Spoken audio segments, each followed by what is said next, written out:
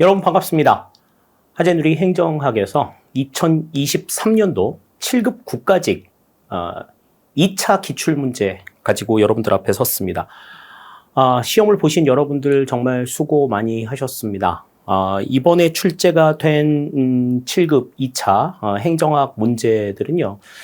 전체적으로 봤을 때 다소 조금 까다로운 문제들이었어요. 어려운 문제들은 아니었습니다. 어려운 것과 까다로운 것은 조금 구분을 해야 하는데요.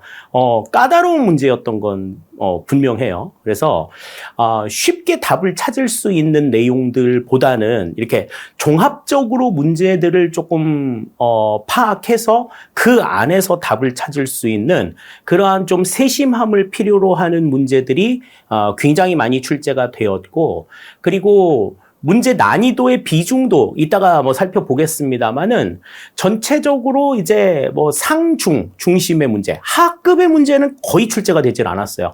하급의 문제는 거의 출제가 되질 않았기 때문에 실제적으로 여러분들이 체감적으로 느끼는 난이도는 지금 실제 문제의 난이도보다 좀 더 높았을 것 같습니다. 그러나 못 풀 만한 문제들은 아니었다. 7급을 준비하는 차원에서 우리가 내용을 본다라고 하면 충분히 출제가 될 수 있을 법한 수준의 문제가 나왔는데, 다소 이제 여러분들이 좀 까다롭게 느끼셨을 법한 문제들이 몇몇 조금 있었어요. 그리고 좀 생소하게 다루어지는 이론들도 조금 등장을 했었습니다. 리더십과 팔로워십에 대한 내용 가운데서 이제 팔로워십에 대한 내용들이 출제가 되었던 것은 여러분들이 조금 당황스러웠을 것 같은데, 여러분들이 이제 나중에 이제 알겠습니다만 그걸 반드시 알아야지만 풀 수 있는 그런 내용들은 또 아니었기 때문에 난이도상에서 여러분들한테 그렇게 막 어려움을 주거나 좀 당황스러웠을 수는 있을 것 같은데, 그렇게 어려워서, 이거 한 개도 배우지 못한, 뭔지 한 개도 모르겠는 내용들이 나왔다, 이런 것들은, 없었다. 이렇게 우리가 생각을 해볼 수가 있겠습니다. 그래서, 앞으로 이제 시험 문제가 출제가 된다라고 하면 7급에서 이제 여러분들이, 다루어져야 될 내용들은, 이론의 내용들을 좀 전체적으로 조망하는 수준의 대비가 좀 있어야 되지 않을까. 거기에 대한 나름대로의 어떤 시사점을 주는 이번 시험이 아니었나라는 생각이 들어요. 단편적으로 내용들을 이해해서 문제를 푸는 그러한 내용들이 이전까지의 트렌드였다라고 하면 최근 3년간 출제가 되고 있는 문제의 난이도라든지 문제 출제 수준들을 봤을 때는 이전보다 그 이전에 출제가 되었던 문제들보다는 한 단계 조금 업그레이드 된 그러한 시험 출제의 난이도를 보여주고 있습니다. 그렇기 때문에 내용들을 다 보기는 봤지만 꼼꼼하게 정리하지 못해서 좀 깊이 이해하지 못한 친구들의 경우에는 사실 크게 조금 실망스러운 점수가 나왔을 수 있는 그러한 시험이지만, 그래도 전체적으로 조망을 해서 좀 차근차근히 준비해 나가셨다라고 하면 85점 정도는 충분하게 받으실 수 있었을 법한 그러한 문제라고 생각이 됩니다. 여러분들한테 조금 좋은 소리 들으려면 어려웠어요. 어려웠어요. 이렇게 얘기하는 것들이 좋겠지만, 여러분들이 이제 합격을 위해서 준비하신다라고 하면은 이 정도의 난이도 문제는 이제는 대비할 수 있을 정도는 되어야 한다라고 하는 것을 얘기해 주고 있는 그런 시험이었습니다. 앞으로도 이 난이도에서 이 난이도를 중심으로 해서 조금 더 어렵게 나오든지 조금 더 좀 쉽게 나오든지 이런 내용들이 나올 거예요. 다만 이제 한 가지 조금 특징은 최근 1, 2년 사이에 시험 문제에서 좀 그 기존의 이론을 응용해서 풀 수 있는 문제들이 여러 출제가 됐었는데, 이번에는 그런 문제들은 출제가 되질 않았어요. 응용을 해서 풀 수 있는 문제들은 나오지가 않았었고, 그냥 단순하게 우리가 알고 있는 내용들을 얼마만큼 정확하게, 세밀하게 알고 있는가, 이것들을 파악하는 데 집중을 한 시험이 아니었나, 그런 생각이 듭니다. 자, 그러면 지금부터 전체적으로 시험이 어떻게 이제 출제가 되었는지 영역별 출제 분포와 문항별 난이도 살펴보시고, 그리고 1번부터 25번까지 어떻게 출제가 되었는가 하는 부분들을 같이 한번 생각을 해보도록 할게요. 자, 우선 첫 번째로 영역별 출제 문항을 좀 살펴보도록 하겠습니다. 그러니까 작년에 출제가 된 내용들을 이제 좀 살펴보면, 작년에는 조직이론에서 조금 상당히 많은 출제 비중이 있었다라고 하는 것을 우리가 생각할 수가 있어요. 대체적으로 좀 고른 편이라기보다는 이제 1, 2, 3장 중심의 출제가 두루 조금 이루어진 측면들이 좀 있고요. 4장부터 7장까지의 내용들은 그렇게 크게 영향을 미치지 않았다고 볼 수가 있는데요. 올해 분포를 한번 보겠습니다. 자, 올해 분포는 이제 작년에 비해서는 조금 비중이 좀 더 고르게 나왔죠. 전 영역에 걸쳐가지고 좀 고르게 출제가 되어 있는 것을 알 수가 있습니다. 이전에는 조직이론의 출제 비중이 높았는데, 조직이론의 출제 비중은 이제 절반 정도로 좀 낮아진 반면에 정책이론의 출제 비중이 지금 가장 지금 많았던 것 생각을 할 수가 있겠고, 또 이제 특징적으로 좀 알아두셔야 될 것이 지금 행정환류론에서 지금 2문제나 출제가 됐다라고 하는 건 상당히 조금 인상적인 내용이 아닌가라는 생각이 들어요. 요즘에 이제 공직자들 지금 정부에서 이제 2기 내각을 준비하고 있는 이러한 상황 속에서 이제 장관 후보자들 지명이 된 상황에서 이제 무엇보다도 좀 강력하게 좀 이야기하고 있는 것들이 도덕성 부분들 아니겠습니까? 도덕성이나 청렴성 부분들인데, 그런 부분들을 조금 건드린 문제들이 지금 2문제나 출제가 됐다라고 하는 거는 상당히 조금 이색적인 그런 내용이라고 볼 수가 있겠어요. 하지만 전체적으로 내용들을 봤을 때는 어디 하나 조금 이렇게 두드러진 이런 출제보다는 전반적으로 전 영역에 걸쳐서 고르게 출제가 되었다라고 하는 것을 우리가 생각할 수 있겠습니다. 자, 다음 이제 출제 문항의 난이도를 좀 살펴보죠. 아까 말씀을 드릴 때 문제가 조금 다소 까다로운 문제였고, 체감적인 난이도는 그보다 좀 더 높았을 거다라고 말씀을 드렸었는데, 자, 출제 문항의 난이도를 보시면 대부분이 중급의 난이도였어요. 대부분 중급의 난이도였고, 상급의 난이도가 한 2개 정도. 하급의 난이도는 마지막 문제 하나밖에 없었습니다. 마지막 문제 하나는 그냥 9급 수준의 문제가 지금 출제가 되어서 상당히 낮은 수준의 난이도를 보여줬는데, 이 중급의 문제라고 하더라도 내용 자체를 굉장히 조금 세밀하게 학습하지 않았으면 풀기가 조금 어려웠을 그러한 문제들이 다소 조금 눈에 띄었어요. 특히 이제 법령과 관련된 내용들, 법령에 대한 정리가 어느 정도 잘 되었느냐, 여기에 따라서 조금 그 점수의 등락폭이 조금 영향을 받는 그러한 문제들이 조금 주로 출제가 되었다라는 거 생각을 할 수가 있겠습니다. 다음에 이제 상급의 문제는 이제 10번하고 22번. 저는 이제 2문제를 생각했는데, 이제 10번 문제 같은 경우에 이제 리더십과 팔로워십에 대한 내용들. 팔로워십에 대해서는 우리가 이제 언급이 그렇게 많지 않았었는데, 팔로워십을 중요하게 얘기한 켈리의 이론이 이제 시험 문제에서 한번 언급이 되었고요.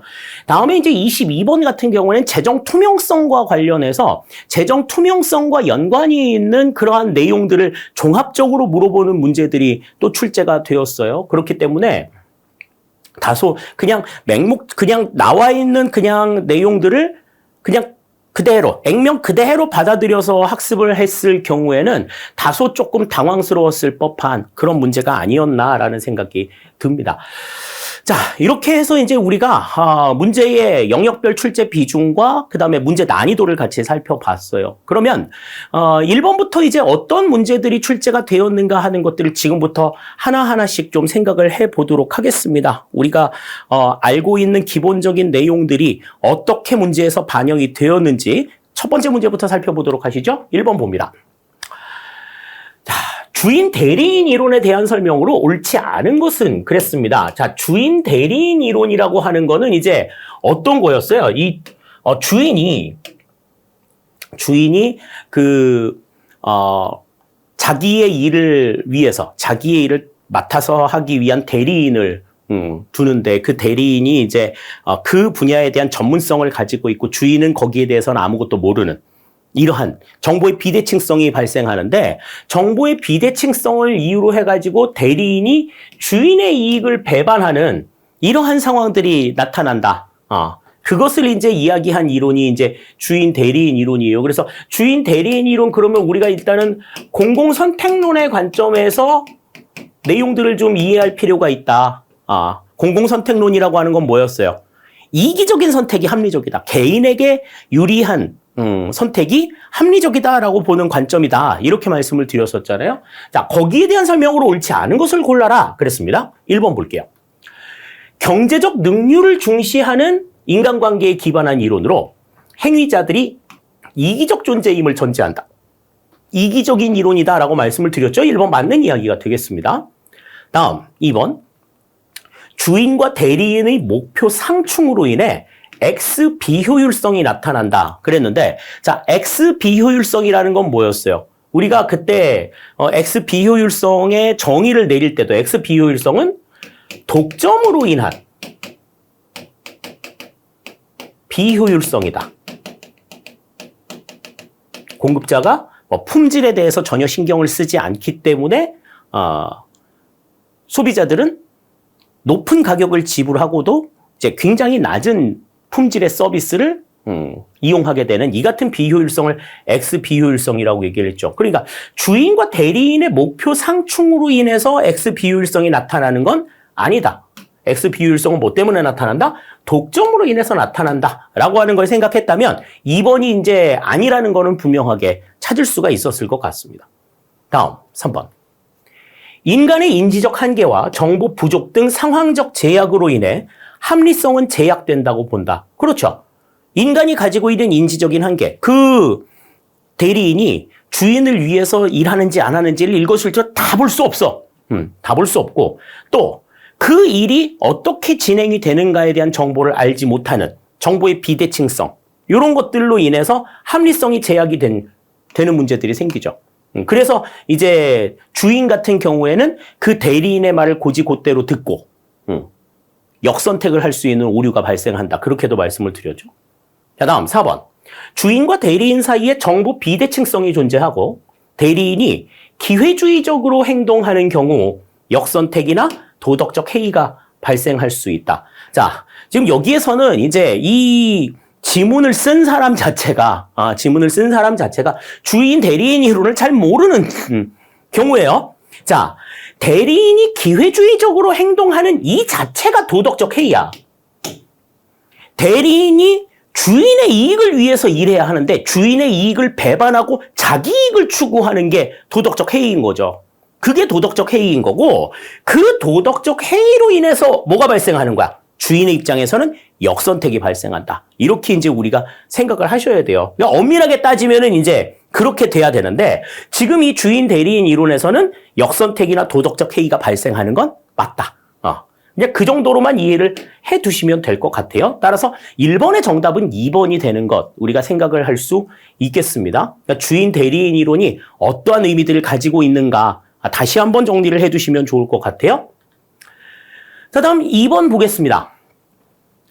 정책평가의 유형에 대한 설명으로 옳지 않은 것은 그랬어요. 자, 정책평가의 유형은 여러 가지가 있었습니다. 평가 시기에 따라서도 달라졌었고 그 다음에 어떻게 평가를 하는지 평가 방법에 따라서도 달라졌었고 평가자 위치에 따라서도 달라졌었고 여러 가지 기준에 따라서 나타나는데 자, 1번부터 보시죠. 평가성 사정은 평가의 실행 가능성을 검토하는 일종의 예비평가이다. 다시 말해서 평가의 실행 가능성, 이 평가 대상이 평가를 받을 만한 위치에 있는가, 이것들을 살펴보는 거죠. 이들에 대한 평가가 이들의 성과 향상에 도움을 줄 수 있겠는가, 이런 것들을 보는. 그러니까 지금 시행하는 우리의 평가가 이 조직에게 의미가 있을지 없을지 이런 것들을 판단하는 거예요. 일종의 예비평가 맞습니다. 1번 맞는 이야기가 되겠고요. 다음 2번. 정책 영향평가는 사후평가이며 동시에 효과성 평가로 볼 수 있다. 그러니까 정책 영향평가라고 하는 건 그 정책으로 인해서 어떠한 영향이 있었는가, 어떤 임팩트가 있었는가를 보는 내용이죠. 그렇기 때문에 정책이 집행이 된 다음에 실시하는 사후평가이면서 효과성 평가이다. 효과성 평가는 뭐였어요? 효과성이라고 하는 건 뭐였지? 목표 달성도를 이야기하는 거였잖아요.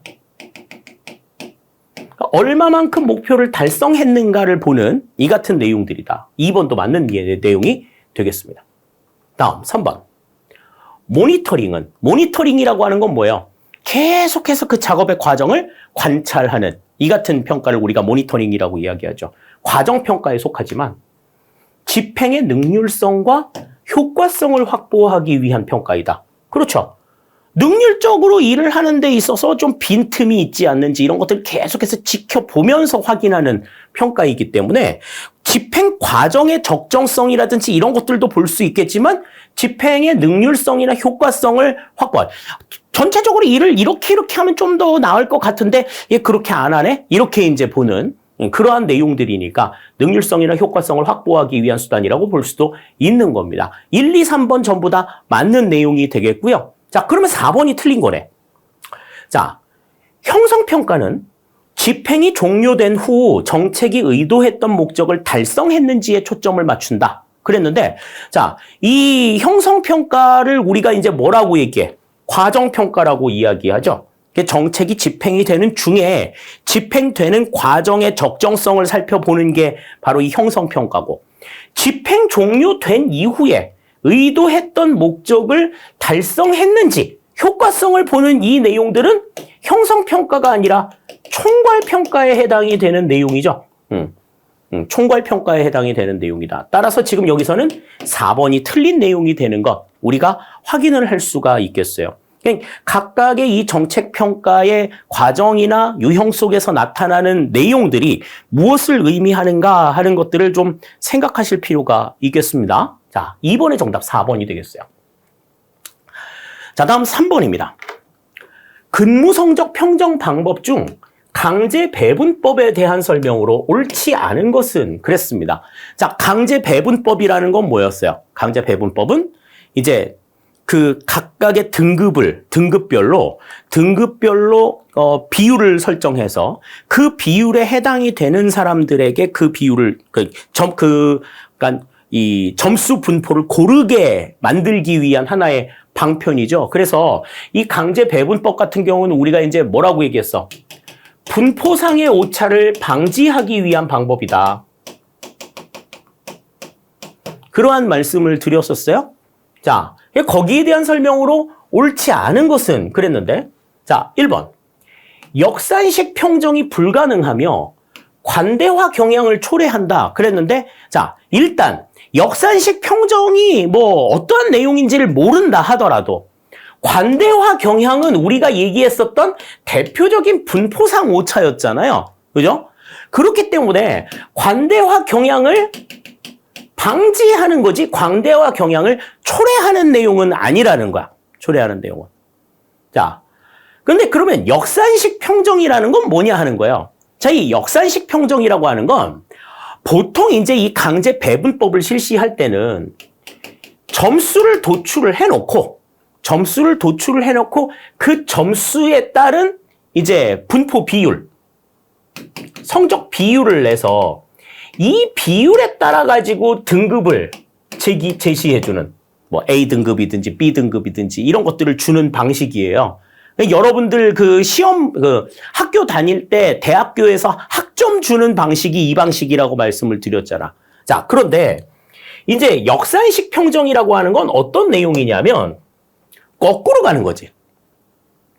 등급을 다 정해놓고 사람들의 등급을 정해놓고 거기에 맞춰가지고 점수를 주는 방법이야. 거기에 맞춰서. 그럼 뭐 예를 들어서 70점 이상을 뭐 A등급으로 주자. 이렇게 결정을 했으면 점수를 쫙 봐가지고 70점 이상 받은 사람들한테 A등급을 주는 거, 주는 게 이 강제 배분법의 핵심인데, 거꾸로.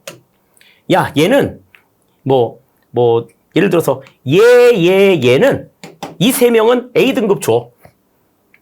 거기에 맞는 점수를 주는 거야.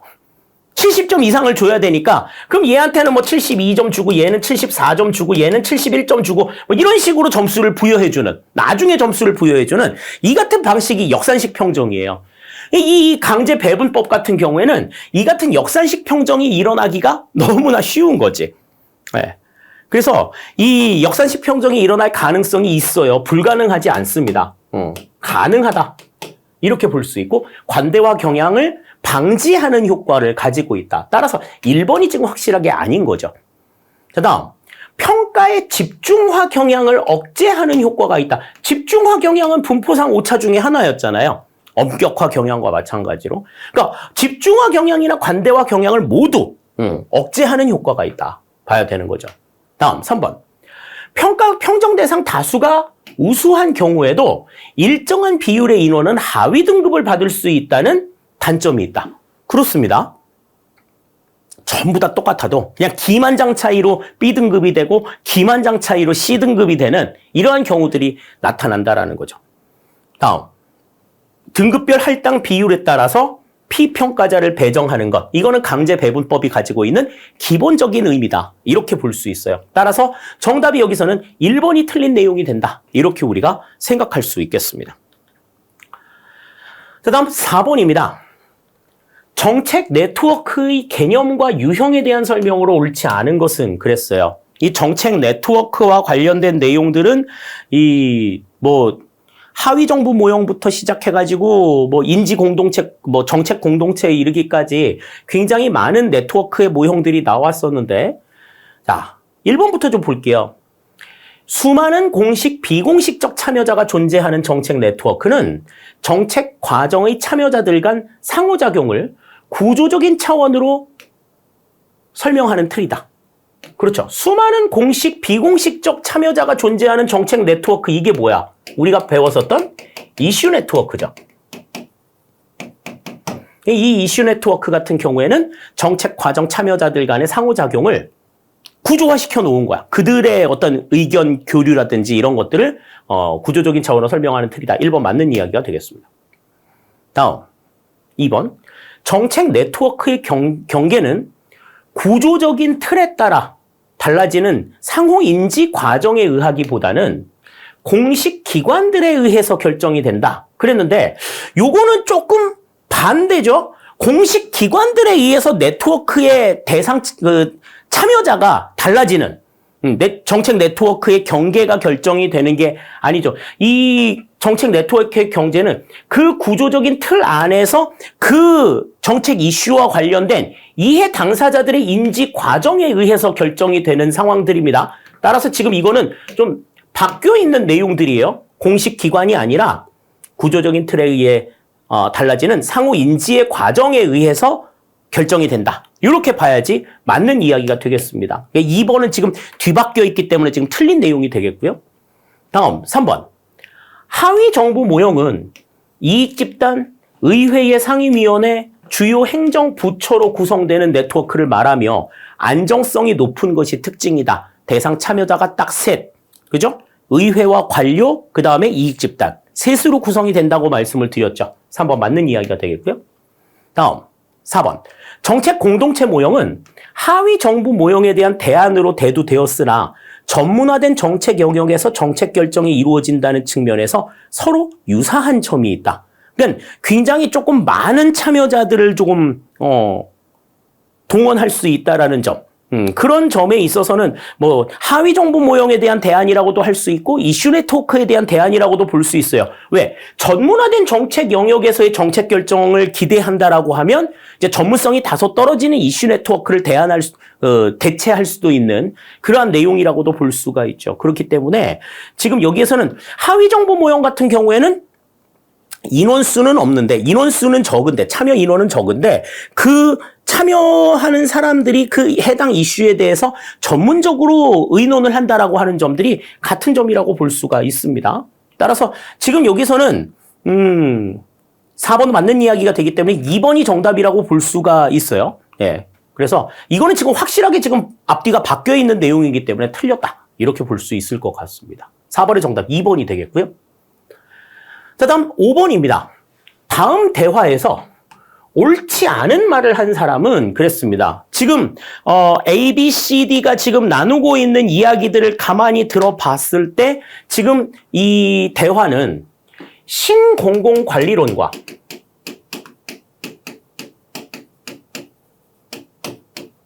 너찌 이론을 지금 비교한 내용이에요. 정책의 패러다임에서, 행정의 패러다임에 있어서 신공공관리론과 좀 상응하는 개념으로 최근에 이제 새롭게 등장한 너찌 이론. 이 너찌 이론과 관련된 내용은 이제 9급 시험에서도 출제가 한번 된 적이 있는데 7급에서도 지금 출제가 됐네요. 자, 그러면 옳지 않은 말을 한 사람을 골라라. 그랬습니다. 자, A부터 보시죠. 신공공관리론의 학문적 토대는 신고전파 경제학인데, 신고전학파 경제학인데, 너찌 이론은 공공선택론이야. 그런데 너찌 이론 같은 경우에는 아까도 우리가 앞에서 공공선택론에 대한 내용들을 봤지만 이거는 개인의 이기심을 전제로 한 선택이 합리적이다라고 보는 내용이잖아요.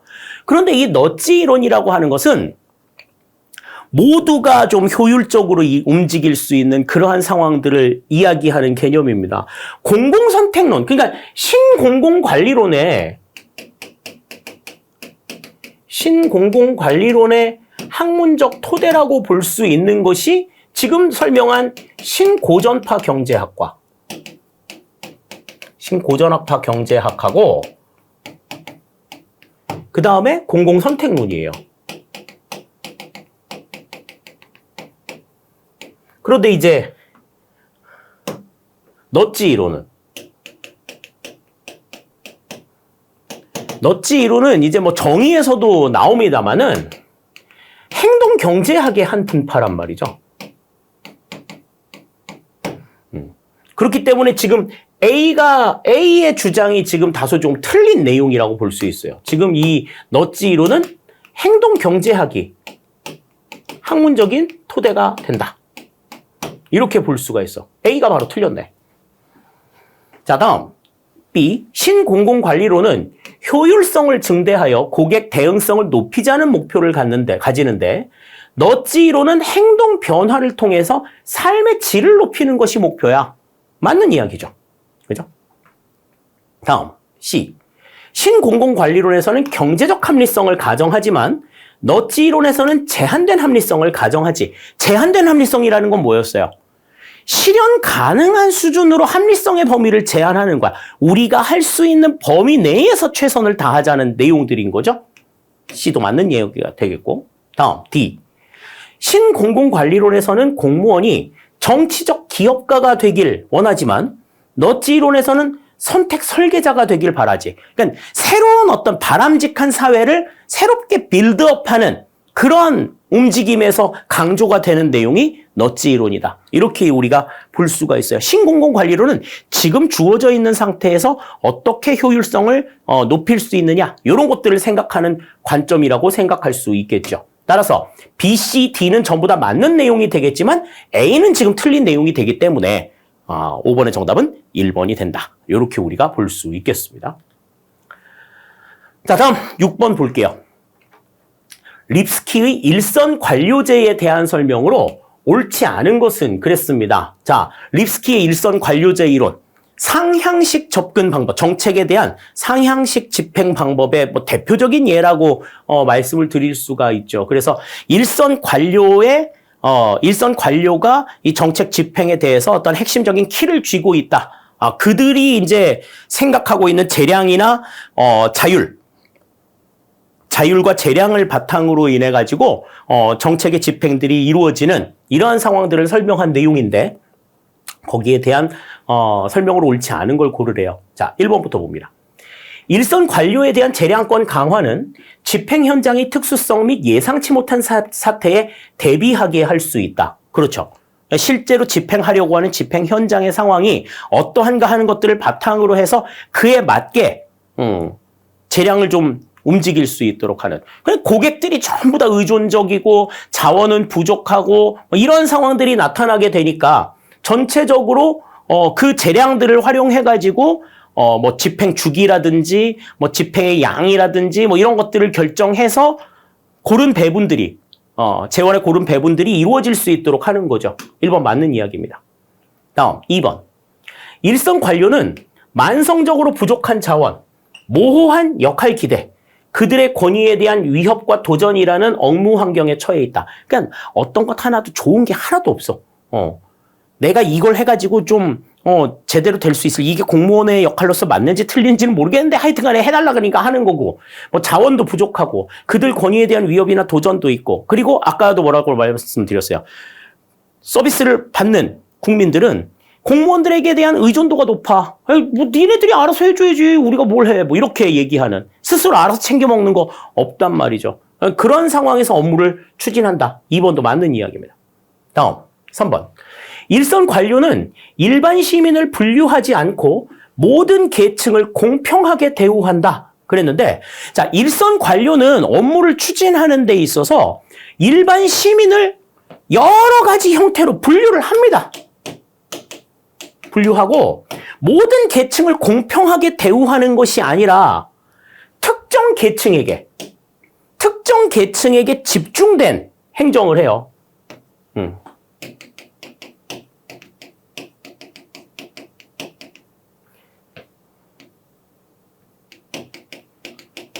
특정 계층을 중심으로 한 행정들을 한다. 그러니까 계층별로 이 사람들은 어떻게 다르고 이 사람들은 어떻게 다르고, 그러니까 특정 계층에게 집중해서 그 계층에게 맞는 행정이 무엇인가를 결정을 하는 거지. 그냥 알아서 냅둬도 알아서 움직이는 사람들이라고 하면 알아서 움직이게 냅두고, 보살핌이 좀 필요한 사람들에 대해서만 집중적으로 케어하는 그런 모습들을 보여줍니다. 그러니까 모든 계층을 공평하게 대우한다라고 하는 건 맞는 얘기가 아닌 거죠. 3번이 틀린 내용이 되겠습니다. 다음 4번. 일선 관료는 정부를 대신하여 시민에게 정책을 직접 전달하는 존재로 특히 사회 경제적 취약계층의 삶에 큰 영향을 미친다. 그렇죠. 취약계층의 삶에 큰 영향력을 미친다. 맞는 이야기가 되겠습니다. 따라서 6번의 정답은 여기서는 3번이 정답이 되는 것, 우리가 생각을 할 수 있겠네요. 자, 다음 7번 보겠습니다. 7번. 야, 이 7번의 내용은 이게 난이도 하로 잡을까, 중으로 잡을까 굉장히 고민을 좀 많이 했던 내용인데, 왜냐하면 집권화와 분권화에 대한 내용들은 너무나 설명도 많이 드렸었고, 그리고 굉장히 기본적인 내용들이거든요. 기본적인 내용이야. 그래서 이 집권화, 분권화에 대한 구분들은 여러분들이 기본적으로 탁탁탁탁 해냈을 거라고 생각이 되어서 다소 조금 상대적으로 쉬운 문제가 아니었을까라는 생각이 드는데, 자, 1번부터 보죠. 옳지 않은 걸 고르래요. 자, 집권화는 조직의 규모가 작고 신설 조직일 때 유리하다. 그렇죠. 조직의 규모가 좀 작고 신설 조직, 그러니까 민츠버그의 조직 유형 분류에서 봤을 때는 단순 구조일 때, 그냥 단순하게 그냥 CEO와 CEO 아닌 사람으로 구분이 되어 있을 때는 CEO에게 모든 권한이 집중이 되는 이 같은 모습들을 보여준다고 얘기했죠. 1번 맞는 이야기가 됩니다. 다음 2번. 집권화의 장점으로는 전문적 기술의 활용 가능성 향상과 경비 절감을 들 수 있다. 그랬는데, 자, 전문적 기술의 활용 가능성 향상, 경비 절감. 그러니까, 집권적인 상황에서는 어떤 기술을 사용할 것인지 결정도 확실하게 할 수 있고, 그로 인해서, 경제적으로 업무를 추진할 수 있다라는 장점들이 있는 거죠. 그죠? 2번도 맞는 이야기. 다음. 탄력적 업무 수행은 분권화의 장점이다. 그렇죠. 상황에 따라서 드라이브를 걸 때 걸고 아닐 때 빠지는 뭐 이런 탄력적인 업무 수행은 분권화를 통해서 가능한 거죠. 여기부터 먼저, 여기는 나중에 뭐 이렇게 조율들을 해나갈 수 있는 그러한 특징들이니까요.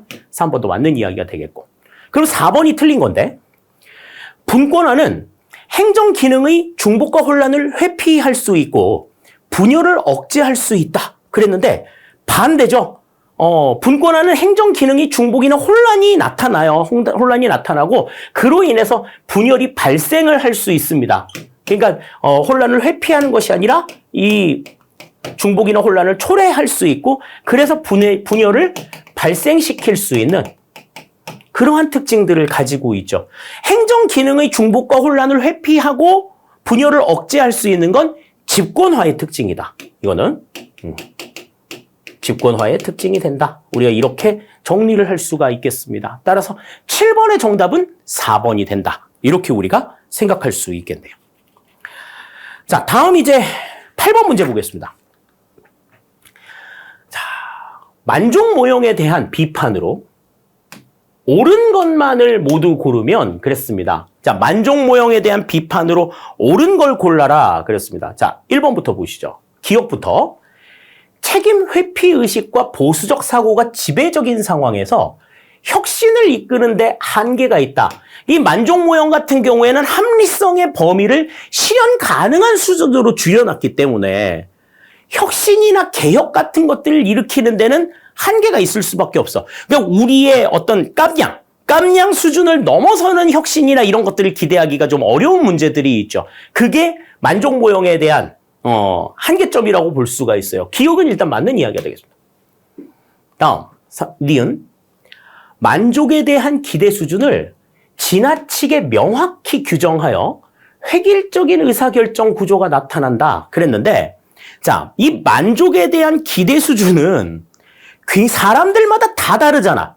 주관적이고 유동적인 상황이기 때문에 이 만족에 대한 기대 수준을 명확히 규정을 해서 획일적인 의사결정 구조가 나타난다? 아니에요. 만족에 대한 기대 수준이 사람들마다 다 다르기 때문에 어디에서 이 정책이 시행이 되느냐 이런 거에 따라서 굉장히 다양한 의사결정 구조가 나타나지 획일적인 의사결정 구조 나타나지 못합니다. 니은은 틀린 이야기가 되는 거죠. 다음, 디귿. 조직 내 상하 관계 등에서 나타나는 권력적 측면이 의사결정에 미치는 영향을 간과한다. 그러니까 상하 관계 등에서 나타나는 권력적인 측면이 의사결정에 미치는 영향을 간과하는 이 같은 내용은 만족 모형에 대한 비판이 아니라 이거는 회사 모형에 대한 비판 아닌가요? 그죠?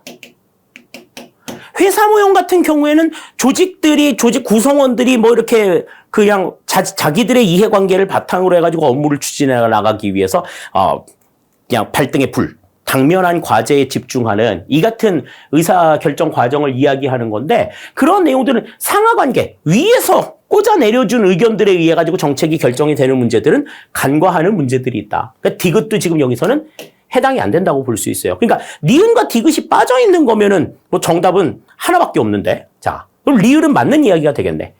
일반적이고 가벼운 의사결정과 달리 중대한 의사결정에 적용하기 어려울 수 있다. 그렇죠. 중대한 의사결정 같은 경우에는 우리가 생각하는 수준 이상의 합리성을 요구할 수도 있단 말이지. 그런데 제한된 합리성이 강조가 되어 있다라고 하면 중대한 의사결정에 적용이 되기 어려울 수 있다. 만족 모형에 대한 비판이 될 수 있습니다. 따라서 8번에는 기억과 리을이 맞는 내용이 되겠고 니은과 디귿은 틀린 내용이 되는데 어떻게 해서 틀린 내용이 되는가 하는 것들을 분명하게 좀 정리해 두실 필요 있을 것 같아요. 자, 다음 9번입니다. 정책 대안의 미래 예측 방법인 추세 연장 예측 기법에 대한 설명으로 옳지 않은 것은 그랬습니다. 정책 대안의 미래 예측 방법과 관련해서는 뭐 관리 과학적인 측면들도 있고 뭐 여러 가지 내용들이 있었는데 그 내용들 가운데에서 이제 추세 연장 예측 기법. 그러니까 지금 나와 있는 추세들을 바탕으로 해가지고 앞으로의 상황들을 예측하는 이 같은 방법들이죠. 자, 그러면 그 내용들로 이제 어떠한 것들이 있는지 옳지 않은 걸 고르래요. 자, 기억 1번부터 봅니다. 과거부터 현재까지 자료를 토대로 미래 사회 상태를 예상하는 방법이다. 우리가 이제 이걸 뭐라고 얘기했었어? 시계열 분석 방법이라고 이야기를 했었죠. 그죠? 1번 맞는 이야기입니다. 다음 2번. 추세 연장의 주요 방법에는 이동평균법, 지수평활법, 교차 영향 행렬 분석이 있다. 그랬는데, 자, 이동평균법과 지수평활법 같은 경우에는 시계열 분석의 가장 대표적인 내용이라고 볼 수 있어요. 그런데 교차 영향 행렬이라고 하는 거는 지금 이름 자체가 그냥 이렇게 나와 있어서 그렇지 우리가 직관적인 예측 기법에서 봤었던 교차 분석입니다. 관련된 사건, 그것과 관련된 사건이 이루어졌느냐 아니냐에 따라 가지고 예측의 방법을 달리하는 직관적인 예측 기법을 우리가 교차 영향 행렬, 교차 분석이라고 이야기를 하거든요. 따라서 이거는 직관적인 예측 기법이기 때문에 데이터를 바탕으로 하지 않는다. 데이터를 바탕으로 하지 않는다. 그런데 지금 이 추세 연장 예측 기법은 자료를 토대로 해가지고 이루어지는 방법이기 때문에 지금 이 교차 영향 행렬은 종류에 들어갈 수 없다. 이렇게 볼 수 있죠. 2번 그래서 틀린 내용이 되겠습니다. 다음 3번. 지속성, 규칙성, 자료의 신뢰성 및 타당성의 가정이 충족되는 것을 전제로 한다. 맞는 이야기가 되겠고. 다음. 추세 연장 예측 분석을 위해서는 시계열 자료가 주로 사용되며 인구 감소, 경제 성장, 기관의 업무량 등을 예측하는 데 이용된다. 시계열 자료가 사용이 되는 시계열 분석이다라고 말씀을 드렸죠. 1번, 3번, 4번은 다 맞는 이야기가 되는데 2번은 지금 요거 하나 때문에 지금 틀린 내용이 되는 겁니다. 9번의 정답은 2번이 된다. 이렇게 우리 볼 수 있겠네요. 자, 다음 10번입니다. 자, 난이도 상급의 문제가 지금 나왔어요. 자, 난이도 상급의 문제라고 이야기할 수 있는 이유는 요것 때문에 그렇습니다. 자, 리더십과 팔로워십 이론에 대한 설명으로 옳은 것만을 모두 고르면 그랬습니다. 자, 리더십. 리더도 있어야 되면, 지도자가 있어야 되면, 자, 팔로워. 팔로워는 전에 어디 이거 쓰다가 플라워라고 써가지고 되게 개망신 당한 적이 있는데. 자, 추종자를 이야기하죠. 추종자. 그러니까 보통 이 리더십이라고 하는 것은 리더의 역량이나 리더의 움직임에 따라서 조직의 역량이 달라진다라고 보는 개념이라면 팔로워십이라고 하는 건 이 추종자들이 중심이 되어서 추종자들이 어떻게 움직이느냐에 따라서 이 조직의 영향력이 달라진다라고 보는 개념이에요. 그러니까 누구에게 집중하느냐에 따라서 달라지는 내용인데 지금 보기에 기역, 니은, 디귿, 리을의 내용들을 보시면 기역을 제외한 니은, 디귿, 리을의 내용이 요 세 개의 내용이 리더십과 관련된 내용이고 팔로워십과 관련된 내용은 지금 요 기역밖에 없습니다. 기역밖에 없어요. 그래서 지금 일단은 지금 이 켈리가 주장한 팔로워십 이론이 어떠한 것인가에 대해서 조금 생각을 좀 할 필요가 있는데 자, 팔로워십에 대한 내용들을 좀 생각을 해볼게요. 자, 팔로워십은 자, 활동성과 그 다음 독립성. 활동성과 독립성 이 두 가지의 기준을 바탕으로 해서 두 가지의 기준이 낮으냐 높으냐에 따라서 이 팔로워의 유형을 추종자의 유형을 5가지로 구분을 했어요. 5가지로 구분을 해서 이제 독립성과 활동성이 모두 낮은 추종자를 수동적 추종자. 다음, 활동성은 낮지만 독립성이 높은 추종자를 소외된 추종자. 반대로, 독립성은 낮지만 활동성이 높은 추종자를 효과적 추종자. 다음, 독립성과 활동성이 모두 높은 추종자를 수능적 추종자라고 이야기하고, 다음에 중간 정도에 있는 추종자를 이제 실용적 추종자라고 우리가 이야기를 합니다. 자, 그래서 5가지의 유형의 추종자들을 분류한 내용인데, 자, 지금 이 켈리의 내용들을 보시면, 켈리는 소외적 추종자, 수능적 추종자, 수동적 추종자, 효과적 추종자 등 4가지 추종자 유형을 제시하였다. 그랬으니 그중 소외적 추종자가 가장 위험하다. 그랬는데 4가지 추종자가 아니라 5가지 추종자를 제시를 하죠. 그죠? 여기에서 그럼 빠진 게 뭐냐? 소외적 추종자, 수능적 추종자, 수동적 추종자, 효과적 추종자, 실용적 추종자가 빠졌네. 그지?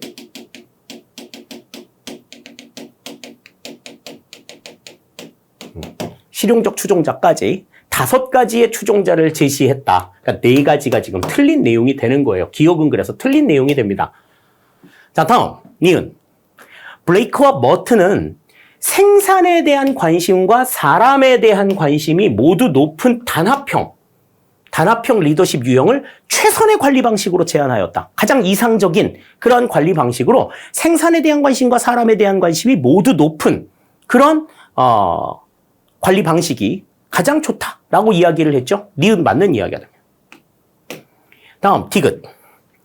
상황 적응적 리더십 모형의 주창자 중 하나인 피들러는 리더와 구성원의 관계, 직무 구조, 직위 권력 등 3가지 변수를 중요한 상황 요소로 설정하였다. 그렇죠.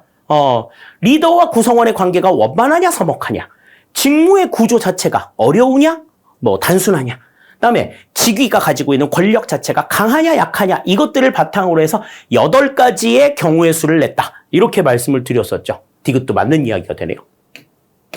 자, 다음 리을.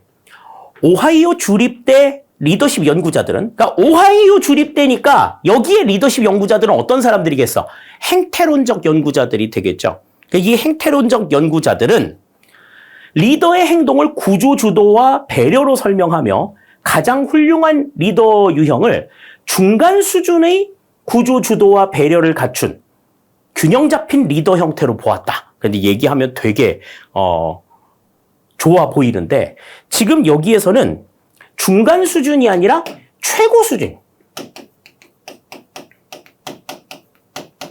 최고 수준의 구조 주도를 갖춘 리더의 형태가 가장 훌륭한 리더의 형태다. 이렇게 이제 봤어요. 그래서 배려도 마찬가지구나. 자, 그러니까 최고 수준의 구조 주도와 배려를 가지고 있는 이 같은 리더를 가장 훌륭한 리더라고 봤어요. 중간 수준의 리더가 아니라 최고 수준의 리더다. 따라서 지금 리을도 여기서는 틀린 내용이 된다. 이렇게 볼 수가 있겠습니다. 그러니까 옳은 것만 골라라 이렇게 얘기했으니까 지금 여기서는 니은과 디귿이 옳은 내용이 되겠죠. 그래서 지금 여기서는 니은과 디귿을 담고 있는 3번이 정답이 된다. 이렇게 우리가 생각을 할 수 있겠습니다. 자, 다음 11번입니다. 예산과 법률의 차이점에 대한 설명으로 옳지 않은 것은 그랬습니다. 자, 예산 같은 경우에는 의회에서 의결이 되자마자 확정이 되는 성질을 가지고 있고, 법률 같은 경우에는 의결이 되었다고 하더라도 대통령이 거부권을 행사할 수 있는데 예산 같은 경우는 거부권을 행사할 수 없다라고 이야기를 했었죠. 자, 그러면 또 예산 같은 경우에는 정부만 제출할 수 있지만, 정부만 예산안을 낼 수 있지만 법률안 같은 경우에는 정부가 낼 수도 있고 국회의원이 낼 수도 있고 다 낼 수 있는 이런 차이들도 있단 말이죠. 자, 1번부터 봅니다. 법률안은 국회의원과 정부가 제출할 수 있지만 예산안은 정부만이 제출할 수 있다. 1번 맞는 이야기가 됩니다. 다음 2번. 발의 제출된 법률안에 대해 국회는 수정할 수 있지만 예산안의 경우 국회는 정부의 동의 없이 제출된 지출 예산 각 항의 금액을 증가하거나 새 비목을 설치할 수 없다. 그렇습니다. 삭감은 할 수 있어. 삭감은 할 수 있는데 증가시키거나 새 비목을 설치하는 것은 불가능하다. 2번 맞는 이야기입니다. 다음 3번. 법률안은 대외적 효력을 인정받기 위해 공포 절차를 거쳐야 하지만 예산안은 국회에서 의결되면 효력을 갖는다. 바로 확정이 된다라고 말씀을 드렸죠. 별도의 공포 절차 필요가 없다. 3번 맞는 이야기. 그러면 4번이 지금 틀린 내용이 되겠네요. 대통령은 국회가 의결한 법률안에 대해 제의 요구를 할 수 있으나 지금 이게 뭐예요? 거부권이지. 국회는 정부가 제출한 예산안에 대한 심의 의결 자체를 거부할 수 있다. 그랬는데 심의 의결 자체를 거부할 수 있는 권한은 없어요. 정부가 제출한 예산안에 대해서 어떻게 하도록 되어 있어? 회계연도 개시 30일 전까지 의결을 하도록 되어 있습니다. 의결을 하도록 되어 있어요. 제출은 언제까지 하도록 되어 있어? 제출은 회계연도 개시 120일 전까지 제출하도록 국가재정법에 규정이 되어 있죠. 자, 그런데 이제 예산안에 대해서는 30일 전까지 의결을 해야만 하는 거야. 해야 돼.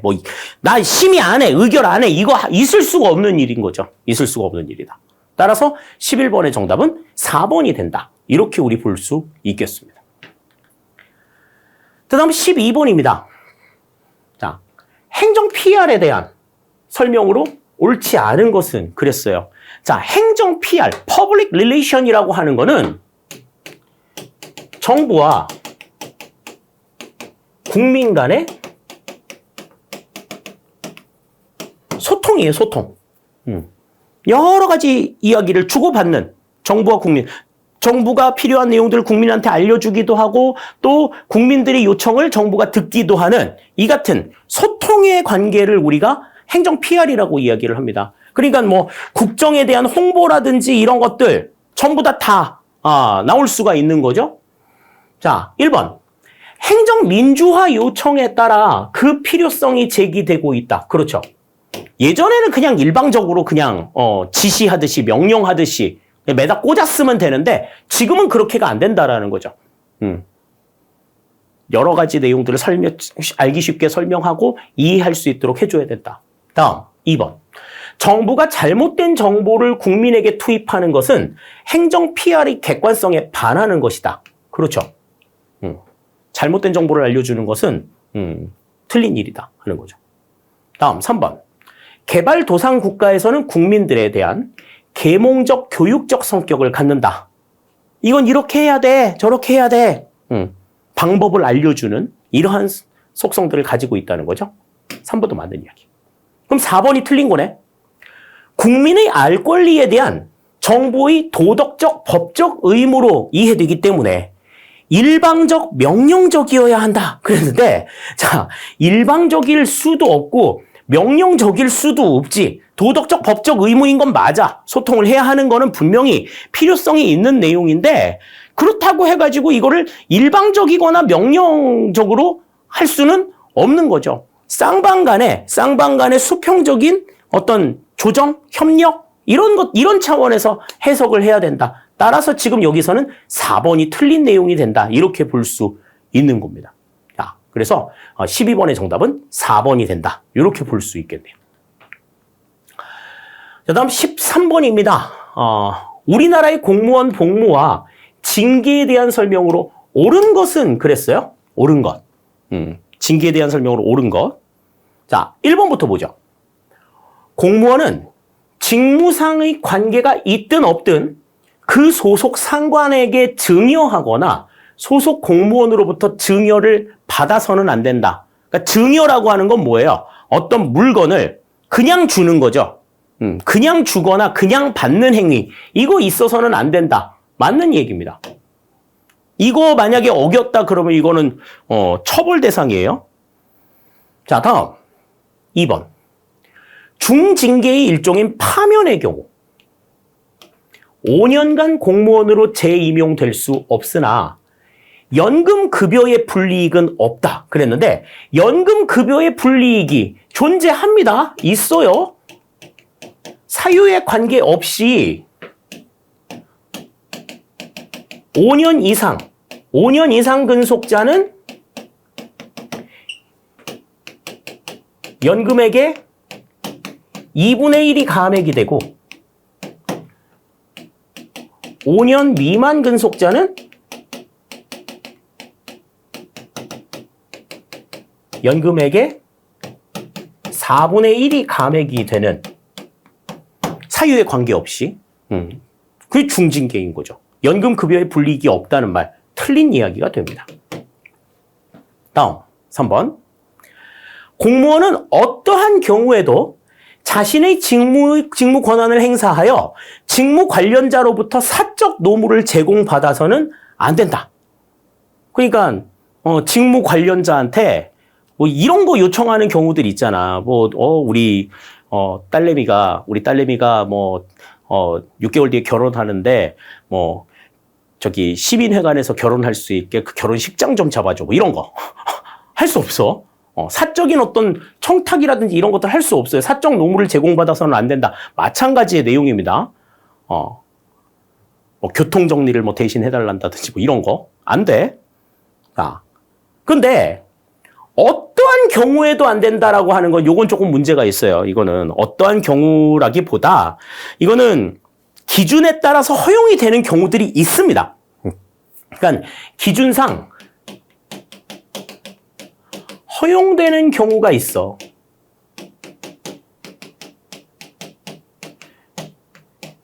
기준상 허용이 되는 경우를 제외하고 어떠한 경우가 아니라 자신의 직무 권한을 행사하여 직무 관련자로부터 사적 노무를 제공받아서는 안 된다. 그러니까 사적 노무를 받을 수 있는 예외적인 사항이 있어요. 예외적인 사항이 있는 그 상황을 제외하고서는 어떠한 경우에도 사적 논문을 제공받아서는 안 되는 거지. 그거를 제외하고 라는 언급이 없기 때문에 지금 3번의 내용은 틀린 내용이 되는 겁니다.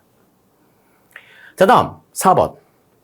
감봉은 경징계에 해당하며 1개월 이상 3개월 이하의 기간 동안 직무에 종사하지 못하고 보수의 3분의 1을 삭감하는 처분이다.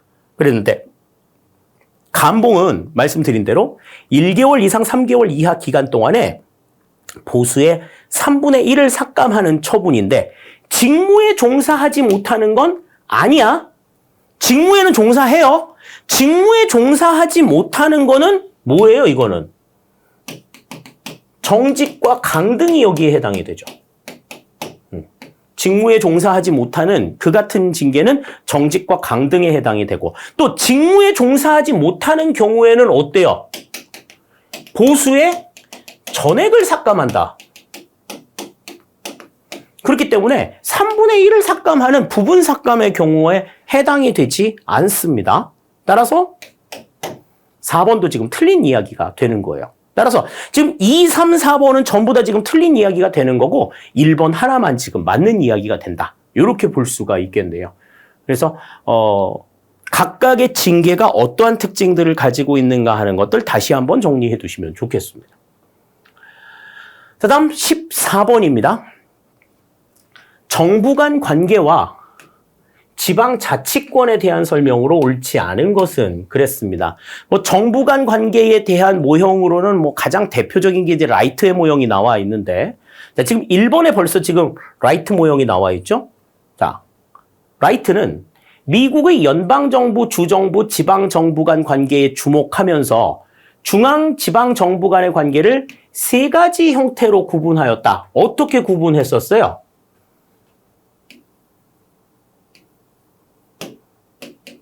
주정부와 지방정부 간의 관계를 이렇게 독립형으로 구조시켜 놓은 내용들이 있고 다음에 주정부와 지방정부의 관계를 이렇게 포괄해 놓은 포괄형이 있었고 다음에 이제 부분적으로 겹치는 주정부와 지방정부 간의 관계를 이렇게 부분적으로 겹쳐시켜 놓은 요 세 가지 모형으로 이 라이트는 중앙정부와 지방정부 간의 관계를 구분을 했어요. 1번 맞는 이야기가 됩니다. 다음 2번. 엘코크가 제시한 대리인 모형은 지방정부의 자율성이 제약되는 상황을 특징으로 한다. 그러니까 대리인의 모형이라고 하는 거는 뭐예요?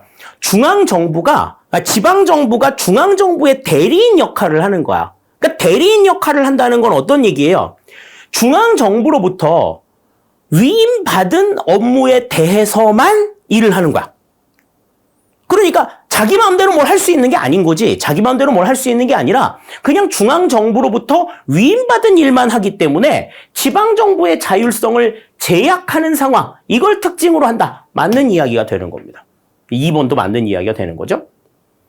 다음 3번. 우리나라 지방자치단체의 자치조직권은 지방자치법의 위임에 따라 지방자치법의 위임에 따라 제정된 대통령령의 제약을 받는다. 그랬는데 이 자치조직권 같은 경우에는 뭐였어요? 정부가 필요한 조직을 지방자치단체가 자신들의 업무 수행에 있어서 필요한 조직을 마음대로 임의로 설치할 수 있는 그러한 권한이죠. 그런데 이제 대통령령의 제약에 따라 가지고 설치가 안 되는 경우들이나 그러한 경우들이 있어요. 3번도 맞는 이야기. 자, 다음 4번. 우리나라 지방자치단체의 단체 위임 사무는 의결기관인 지방의회가 그 사무의 처리에 관여할 수 없다. 그랬는데 관여할 수 있습니다. 단체 위임 사무 같은 경우에는 중앙정부가 지방자치단체에 위임한 거예요. 그러니까 지방자치단체에서 그 문제를 어떻게 처리할지는 알아서 결정해가지고 집행을 하는 거야. 그렇기 때문에 그 방법에 대한 문제라든지 그 기준이라든지 이런 것들은 지방의회에서 결정을 하면 결정된 사항에 대해서 지방자치단체장이 집행을 하는 거죠. 그리고 그 집행의 결과가 제대로 됐는지에 대한 내용들을 사후에 감사도 할 수 있어요. 지방의회가. 그런데 기관 위임 사무 같은 경우에는 결정된 사항이나 집행 방법까지도 전부 다 정해가지고 지방자치단체장한테 위임하는 내용이기 때문에 지방의회의 관여 여지가 없습니다. 따라서 이건 단체 위임 사무가 아니라 기관 위임 사무에 해당이 되는 내용이고, 단체 위임 사무는 지방의회가 그 사무의 처리에 관여할 수 있다. 이렇게 볼 수 있는 거죠. 4번 그래서 틀린 내용이 된다. 14번의 정답은 4번이 된다. 이렇게 우리가 볼 수 있겠습니다. 자, 다음 15번입니다. 국가재정법에 규정되지 않은 재정제도는 그랬습니다. 자, 문제는 상당히 간단하게 나왔어요. 문제는 상당히 간단하게 나왔으나 국가재정법의 내용들을 전체적으로 다 알지 못하면 이 문제는 풀 수가 없어요. 그래서 난이도가 하가 아니라 난이도가 이게 중이 되는 거예요. 자, 국가재정법에 규정이 되지 않은, 여기에서는 지금 얘기할 때 좀 지금 현재 적용이 되고 있는 국가재정법이라는 언급이 더 있었으면 보다 조금 더 정확했을 것 같아요. 그런데 그냥 현행이라는 말 자체가 없었기 때문에 이게 나중에 문제를 풀 때는 조금 문제가 될 수가 있습니다. 자, 첫 번째, 재정준칙입니다. 재정준칙은 이제 뭐 채무준칙이나 수지준칙 같은 것들을 얘기하는데 지금 이 내용은 아직까지는 없어. 채무에 대한 기준이나 그 다음에 수지에 대한 기준. 이거는 아직까지는 없어요. 아직까지는 존재하지 않는데 이거는 향후 개정안에 포함이 될 예정이라고 합니다. 그러니까 지금 현재는 없어. 지금 현재는 없는데 앞으로 들어갈 예정이라고 되어 있어요. 그러니까 지금 현재는 없는 게 맞아. 자, 다음 총액 계상. 총액 계상 예산제도는 우리가 지금 시행을 하고 있죠. 이거는 국가재정법 제37조에 규정이 되어 있습니다. 총사업비 관리. 이 총사업비 관리도 우리가 보고 있죠. 이것도 국가재정법 제50조에 규정이 되어 있습니다. 다음 네 번째, 국가재정운용계획. 국가재정운용계획은 국가재정법 7조에 규정이 되어 있는 내용이에요. 엄연하게 다 나와 있는 내용인데 재정준칙 하나만큼은 아직 지금 존재하지 않기 때문에 15번의 정답은 1번이다. 이렇게 보는 것이 맞겠네요.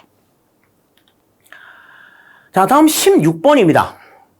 자, 이 문제도 난이도를 상으로 줘야 되나? 뭐 이런 생각을 했는데 7급 준비를 하는 친구들이라고 하면 이 정도의 문제 정도는 파악을 할 수 있어야 된다라고 저는 생각을 해요. 그래서 일단은 난이도를 중으로 잡았습니다. 근데 난이도 중짜리 문제 중에서는 그래도 조금 난이도가 높은 편에 속해. 왜? 액면 그대로 지금 읽으면 이게 뭔 소리인지 모를 수 있거든요. 자, 문제 봅니다. 정책 집행을 주어진 정책 목표의 달성을 위한 수단적 행위로 파악하는 접근 방법이래. 그러면 정책 집행에 대한 접근 방법을 묻는 거잖아요. 정책 집행에 대한 접근 방법은 뭐였어? 하향식 접근 방법이 있고 상향식 접근 방법이 있었고 뭐 통합 접근 방법이 있었고 뭐 이랬잖아. 그러니까 상향식 접근 방법, 하향식 접근 방법으로 놓고 봤을 때 주어진 정책 목표의 달성을 위한 수단, 집행은 그 수단이다. 그럼 목표 달성을 했느냐 안 했느냐를 보는 행위로 보는 접근 방법은 이거는 뭐겠어? 하향식 접근 방법이라는 거죠.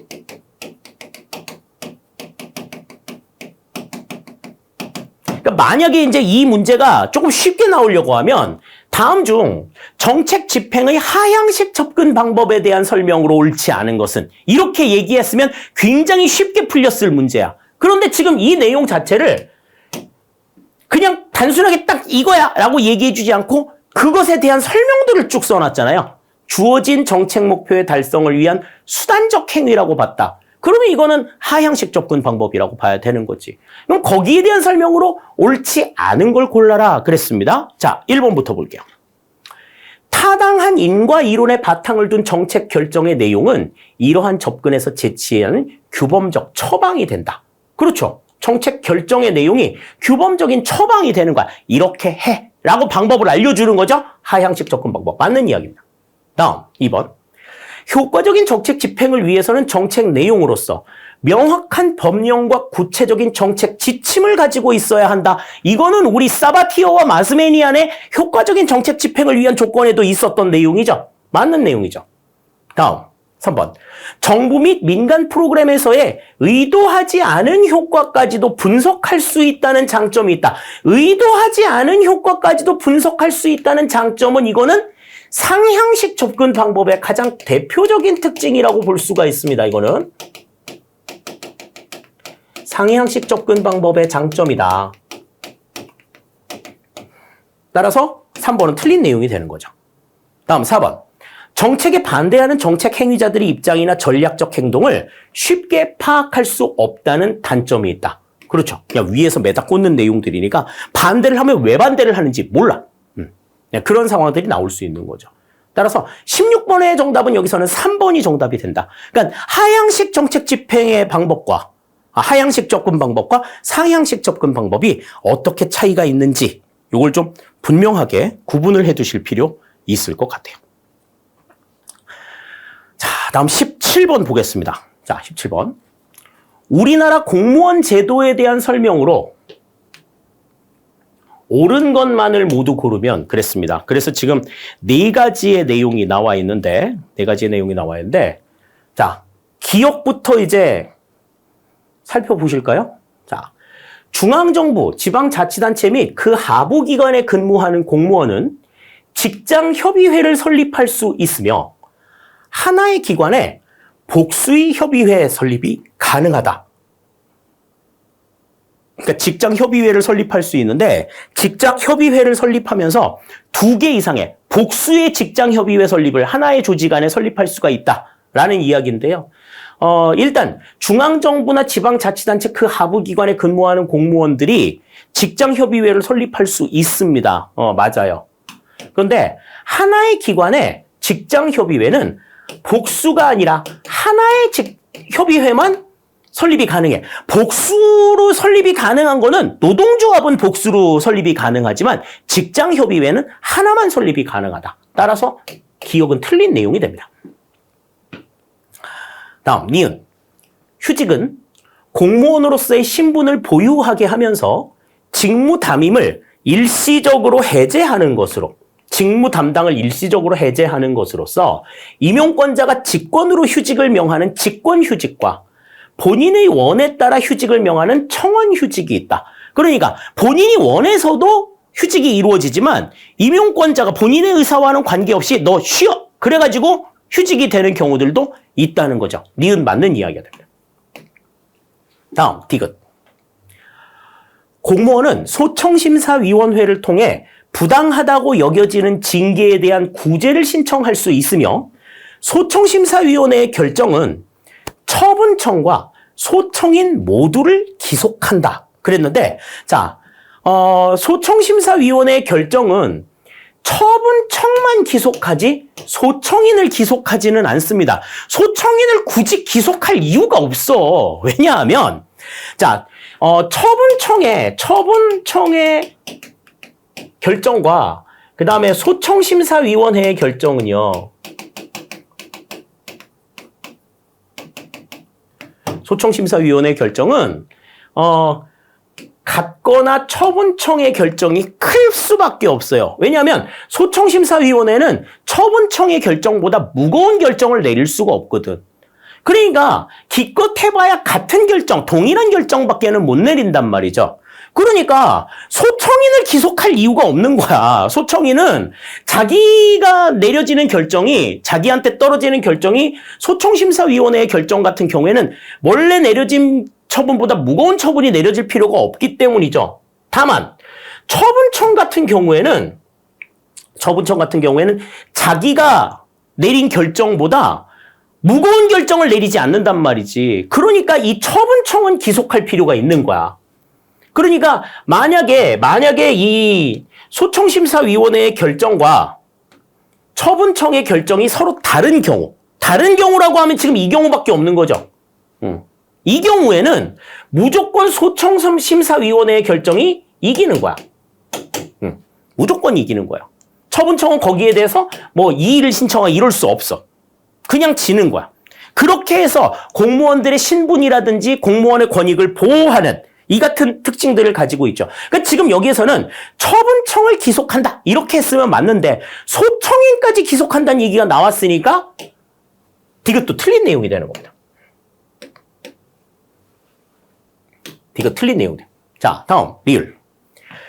15 임용 기간 중에 있는 공무원이 근무 성적, 교육 훈련 성적이 나빠서 공무원으로서의 자질이 부족하다고 판단되는 경우에는 면직시킬 수 있다. 직권 면직시킬 수가 있어요. 그런데 이 경우에는 소청 심사를 청구할 수가 없다. 이 말씀도 드렸었죠. 네. 그래서 니은하고 리을은 이렇게 해서 이제 맞는 이야기가 된다. 그러니까 니은과 리을이 맞는 이야기, 옳은 것만 고르라고 얘기했으니까 지금 니은하고 리을을 고른 3번이 지금 여기서는 정답이 되는 걸 우리가 생각할 수가 있을 것 같습니다. 그래서 지금 17번의 정답은 3번이 되는 것 우리가 확인을 할 수 있을 것 같아요. 자, 다음 18번 보겠습니다. 국가 채무에 대한 설명으로 옳지 않은 것은 그랬어요. 옳지 않은 것. 자, 1번부터 살펴봅니다. 자, 국가재정법에 따른 국가 채무는 국가의 회계가 발생한 채권을 포함하며 모든 기금이 발행한 채권은 제외된다. 그랬는데 요거는 이제 아는 사람이 봤을 때는 앞뒤가 안 맞는 내용입니다. 국가의 회계가 발생한 채권을 포함한다. 일반 회계, 특별 회계, 기금도 포함해요. 제외되지 않고 기금도 포함이 됩니다. 모든 기금이 발행한 채권까지, 그러니까 일반 회계, 특별 회계, 기금이 발행한 모든 채권들을 전부 다 국가 채무에 포함을 하도록 지금 되어 있습니다. 그러니까 1번이 지금 바로 틀린 내용이 돼요. 다음 2번. 우리나라 중앙정부가 발행하는 채권에는 국고채권, 국민주택채권, 외화표시, 외국환 평형기금 채권 등이 있다. 맞는 얘기죠. 다음 3번. 국가채무는 크게 금융성 채무와 적자성 채무로 구분한다. 맞죠? 그죠? 그냥 그 이후에는 이러이러한 것들이 있다라는 거를 알아만 두자라고 이야기를 했었습니다. 자, 다음 4번. 채권의 발행 주체가 중앙정부일 때는 국채, 지방자치단체일 때는 지방채라고 할 수 있다. 이건 발행 주체가 누구냐에 따라서 달라지는 문제라고 말씀을 드렸죠? 4번도 맞는 이야기가 됩니다. 따라서 18번의 정답은 1번이 된다. 이렇게 우리 볼 수 있겠어요. 자, 다음 19번입니다. 자, 행정환류론에서 백지신탁 제도에 대한 내용이 나왔어요. 백지신탁 제도. 공직자윤리법에 규정이 되어 있는 공무원의 의무 중에 하나죠. 그죠? 그래서 이제 자기가 소유하고 있는 주식이라든지 자기가 보유하고 있는 주식을 제3자에게 위탁하고 그 제3자가 어떻게 운용하는지 자기는 알 수 없도록 하는 이러한 제도가 주식 백지신탁 제도예요. 거기에 대한 설명으로 옳지 않은 걸 골라라. 지금 그랬는데. 자, 1번. 주식 백지 신탁의 수탁 기관은 신탁 재산을 관리, 운용, 처분한 내용을 관할 공직자윤리위원회에 보고하여야 한다. 그러니까 어떻게 관리, 운용, 처분했는지 이거를 보고해야 된다라는 거죠. 대상자가, 그 공직자인 당사자가 그것을 인지하고 있는지의 여부를 확인해야 됩니다. 네, 1번 맞는 이야기입니다. 다음. 2번. 우리나라의 공직자의 이해충돌방지법에는 백지신탁 제도가 규정되어 있지 않다. 공직자의 이해충돌방지법까지도 알아야 되죠. 그죠? 그러니까 이해충돌방지법 같은 경우는 생긴 지가 얼마 안 됐는데 여기에는 백지신탁 제도가 규정이 되어 있지 않습니다. 공직자윤리법상에 규정이 되어 있는 내용인데 다시 있을 필요가 없는 거지. 다음. 공개 대상자 및 그 이해관계인이 보유하고 있는 주식의 직무 관련성을 심사 결정하기 위하여 인사혁신처에 주식 백지신탁 심사위원회를 둔다. 그렇습니다. 맞는 내용이에요. 다음. 그러면 1, 2, 3번이 지금 다 맞는 내용이니까 지금 4번이 틀린 내용이 되겠죠? 자, 4번 봅니다. 백지신탁은 이해충돌이 존재하는 주식을 신탁회사에서 해당 공직자의 의견을 반영해 이해 충돌이 없는 주식으로 변경하는 제도이다. 그랬는데, 자, 아까도 말씀을 드렸지만, 백지신탁이야, 백지신탁. 백지신탁이라고 하는 건 공직자 당사자가 자신의 주식이 어떻게 관리되고 운용이 되는지를 몰라야 돼. 알질 못하는 상태로 운용이 되어야 된다는 건데, 해당 공직자의 의견을 반영해서 주식을 변경하면 이거 백지신탁이야, 이게? 아니지. 자, 해당 공직자의 의견을 반영하는 거는 백지신탁이 아니에요. 그냥 해당 공직자가 모르게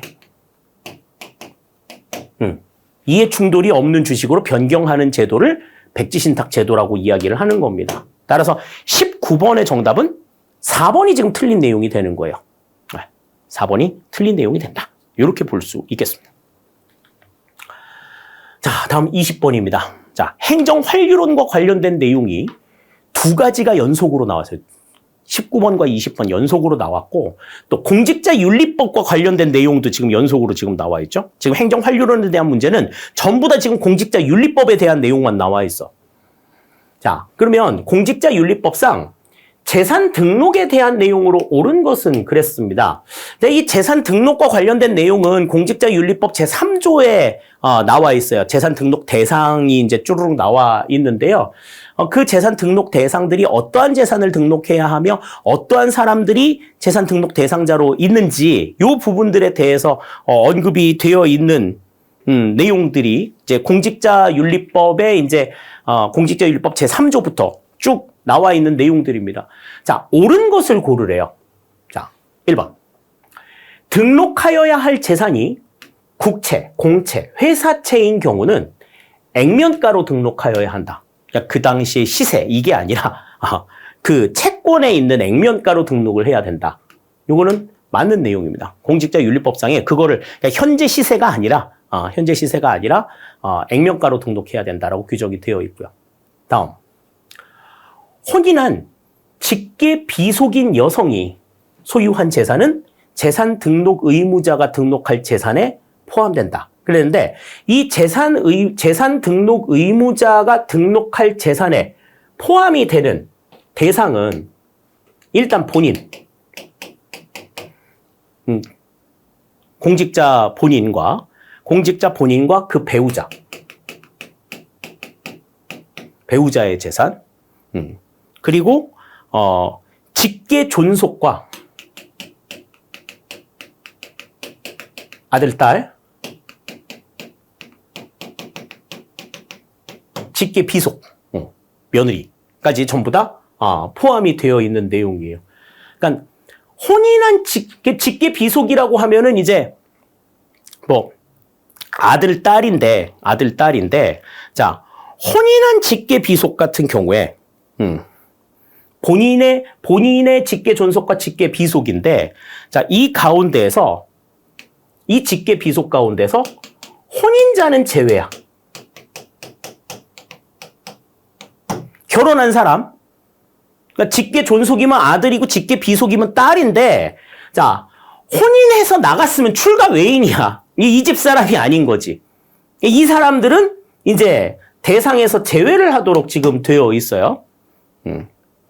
그리고 직계 비속 여성과 그 다음에 외증조부, 그다음에 외조부모, 그러니까 외할아버지, 외할머니, 그 다음에 외손자녀, 그 다음에 외증손자녀 역시도 제외입니다. 그러니까 지금 그 대상에 포함이 되어 있는 사람들은 본인과 배우자, 그 다음 본인의 직계 존속과 직계 비속이야. 이렇게만 한정이 되어 있는 거죠. 그런데 지금 여기에서는 혼인한 직계 비속이라고 나와 있죠. 혼인한 직계 비속이라고 나와 있기 때문에 여기에서는 포함이 되지 않고 제외가 된다. 2번은 그래서 틀린 내용이 되는 거죠. 2번 틀린 내용이다. 다음 3번. 공직자는 등록 의무자가 된 날부터 3개월이 되는 날이 속하는 달의 말일까지 재산 등록을 해야 한다. 그랬는데 등록 의무자가 된 날로부터 3개월이 아니라 2개월이 되는 날에 속하는 달이 말일까지 재산 등록을 해야 한다. 3개월이 아니라 2개월이 맞다. 따라서 3번도 틀린 내용이 되죠. 다음, 교육 공무원 중 대학교 학장은 재산 등록 의무자가 아니다. 그랬는데 교육 공무원 가운데에서 재산 등록 대상자로 지정이 되어 있는 사람은 대학 총장과 부총장 그리고 학장 들어갑니다. 학장 재산 등록 의무자예요. 그 다음에 전문 대학의 장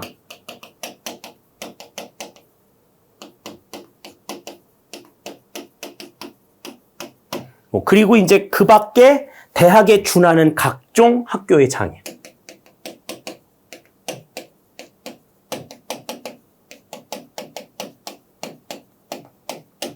대학에 준하는 각종 학교의 장은 재산 등록 의무자에 해당이 됩니다. 그러니까 아니다라고 보는 게 지금 틀린 거죠.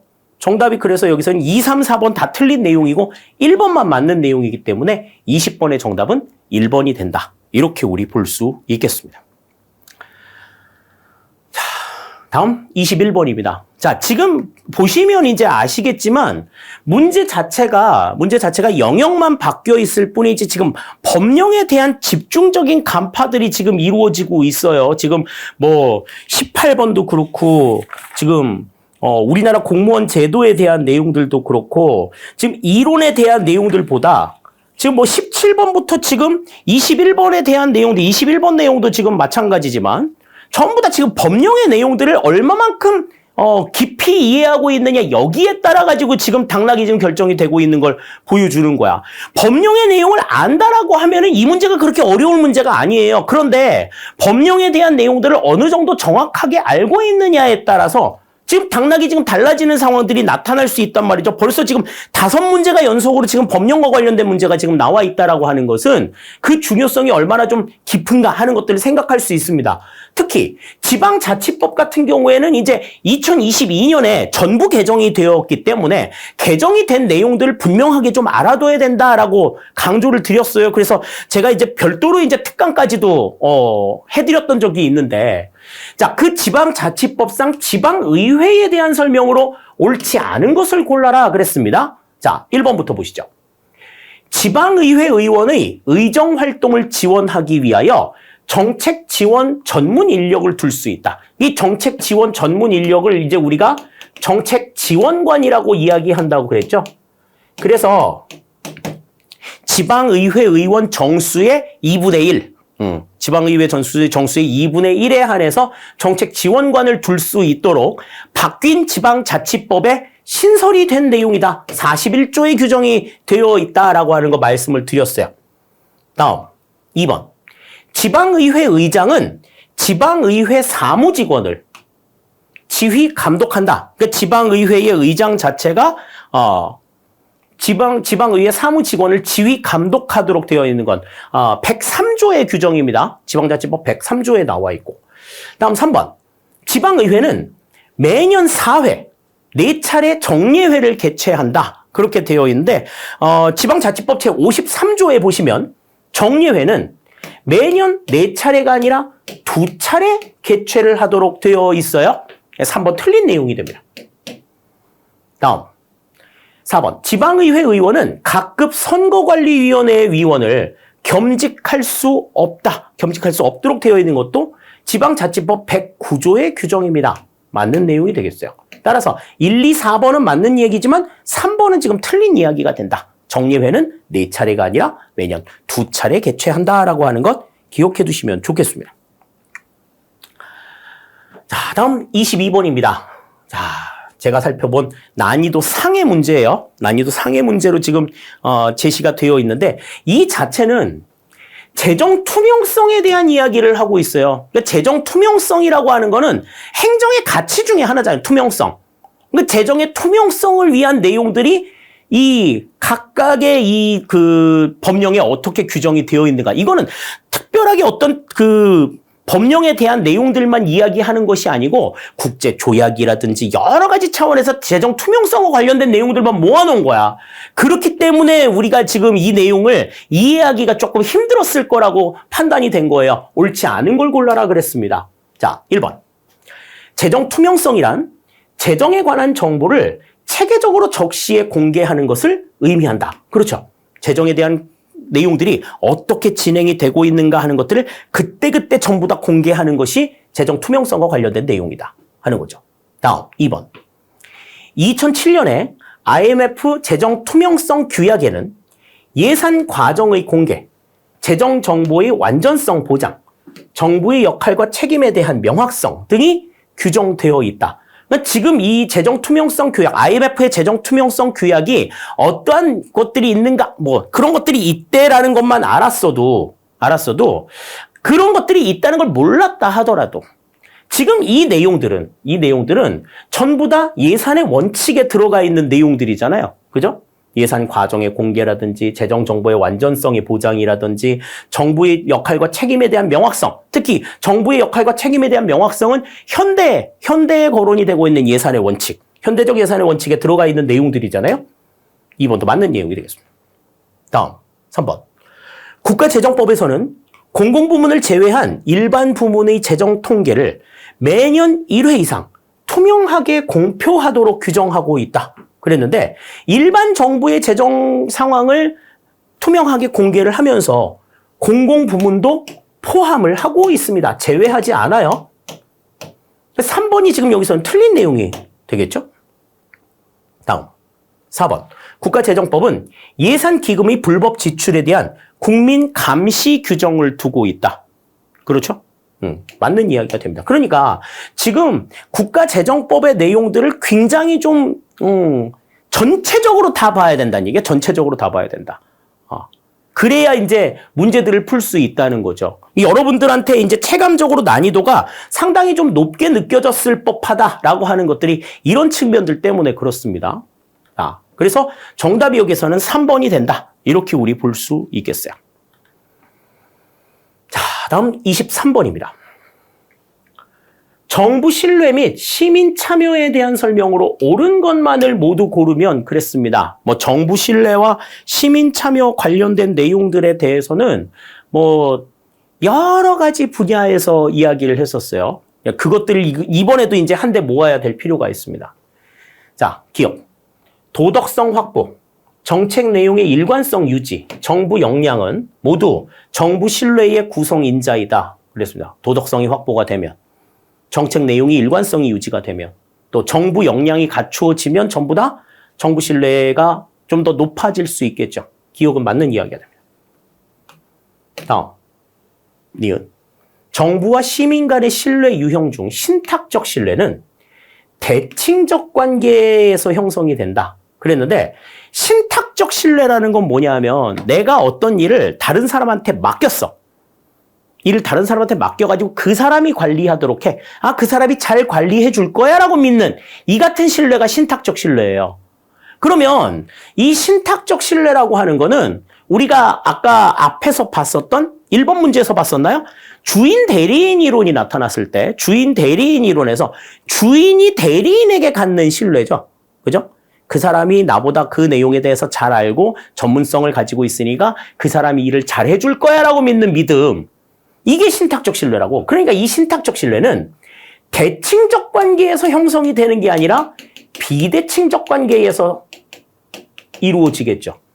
각각의 뭐 아는 정보의 양이 다르고 이런 상황에서 나타난다고요. 그럼 모두가 전부 다 똑같이 아는 것을 똑같이 알고 있는 대칭적 관계에서 이루어지는 신뢰는 신탁적 신뢰가 아니라 어떤 신뢰겠어? 이거는 그냥 상호 신뢰라고 볼 수 있는 거죠. 서로가 서로를 믿는 거야. 서로가 서로를 믿는 이 같은 관계들이 이제 대칭적 관계에 의해서 이루어지는 신뢰다. 신탁적 신뢰는 비대칭적 관계에서 이루어지는 신뢰이기 때문에 지금 니은은 맞는 내용이 아니다. 이렇게 볼 수가 있어요. 자, 다음 디귿.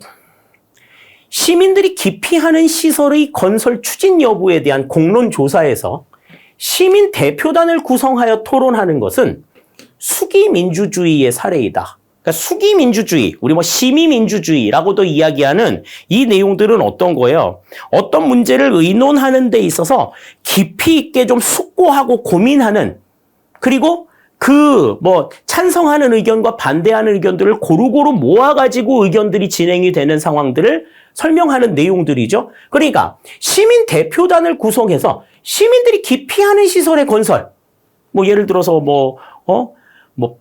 핵폐기물 처리장이라든지, 그 다음에 화장시설이라든지, 이런 것들을 만드는 게 어떻게 해야 될 것이냐, 이거.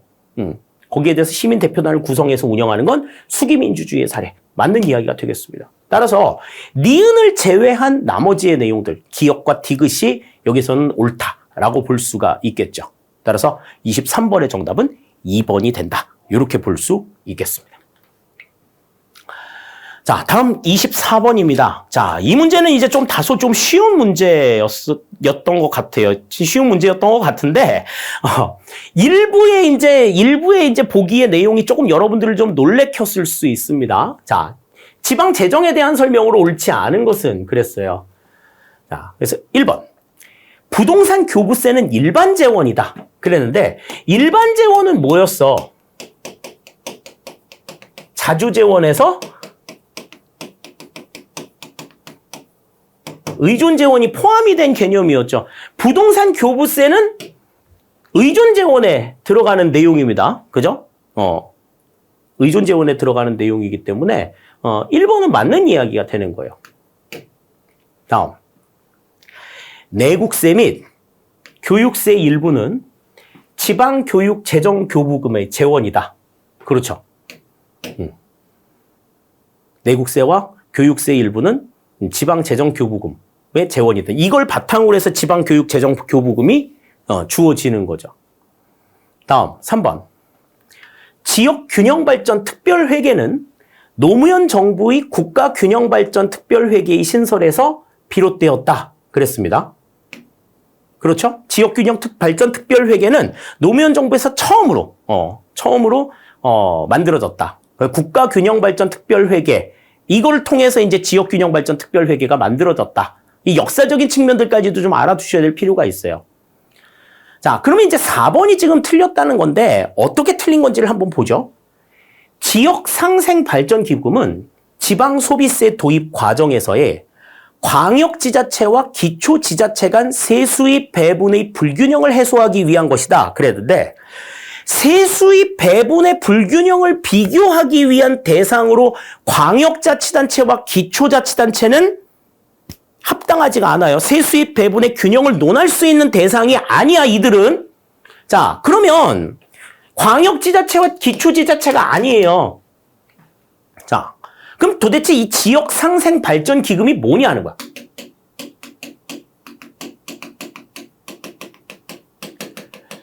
지역상생발전기금은